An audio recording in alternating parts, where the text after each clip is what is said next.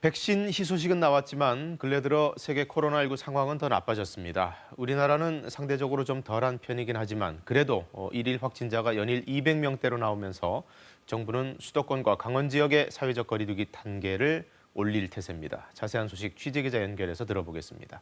조혜진 기자, 먼저 환자 현황부터 정리해 주실까요? 질병관리청 중앙방역대책본부는 어제 0시 기준으로 코로나19 신규 확진자는 223명이라고 밝혔습니다. 이 가운데 국내 발생 신규 확진자는 193명이고 해외 유입 사례는 30명입니다. 국내 발생 사례를 지역별로 보면 서울 79명, 경기 39명 등 수도권에서 많은 확진자가 나왔고 이 외에도 강원, 경북, 전남 등 전국 대부분 지역에서 확진자가 발생했습니다. 신규 격리 해제자는 68명으로 모두 25,759명이 격리 해제돼 현재 2,516명이 격리 치료 중입니다. 위중증 환자는 55명이며 사망자는 1명 늘었습니다. 누적 사망자는 494명, 치명률은 1.72%입니다. 집단 감염도 좀 더 광범위하게 다양한 유형의 장소에서 발생하고 있죠. 네, 과거에는 특정 집단에서 대규모 감염이 발생하는 게 일반적이었는데요. 최근에는 가족 모임 등 일상생활 위주의 산발적 감염이 이어지는 양상이라고 방역당국은 설명했습니다. 실제로 수도권 미술대학원과 동아리와 관련해 지난 13일 첫 확진자 발생 후 13명이 추가 확진돼 현재까지 14명의 확진자가 나왔습니다. 충북 음성군의 기도원과 관련해 현재까지 10명이 양성 판정을 받았습니다. 또 경북 청송군 가족 모임과 관련해서는 확진자가 모두 19명이 나왔고 전남 순천시의 음식점과 관련해선 현재까지 누적 확진자는 6명으로 집계됐습니다.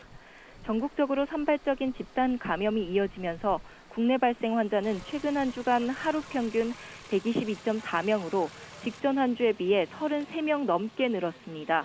또 확진자 한 명이 몇 명을 감염시키는지를 나타내는 감염 재생산 지수도 잘 살펴봐야 하는데요. 통상 이 지수가 1 이하로 떨어지면 감소 추세, 1이면 현상 유지입니다. 현재는 1 이상으로 증가 추세에 있는데 현 상황을 그대로 두면 2주 또는 4주 뒤에 확진자가 3,400명 가까이 늘 수 있다고 방역당국은 설명했습니다.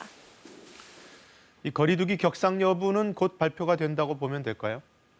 네, 앞서 방역당국은 수도권과 강원 지역의 거리두기 1.5단계 격상에 대해 사전 예고를 한 바 있습니다. 어제도 관련 논의가 이어졌는데요.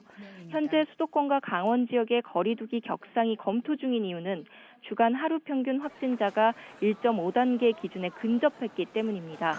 수도권의 경우 주간 하루 평균 확진자가 99.4명으로 집계돼 1.5단계 전환 기준인 100명에 근접한 상황입니다. 강원도의 경우에는 하루 평균 확진자가 13.9명으로 기준치인 10명을 이미 초과한 상태입니다. 이런 가운데 경기 고양시는 오늘 0시부터 거리두기를 1.5단계로 격상했습니다.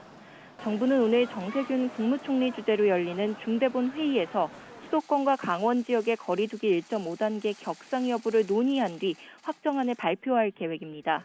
지금까지 사회부에서 KBS 뉴스 조혜진입니다.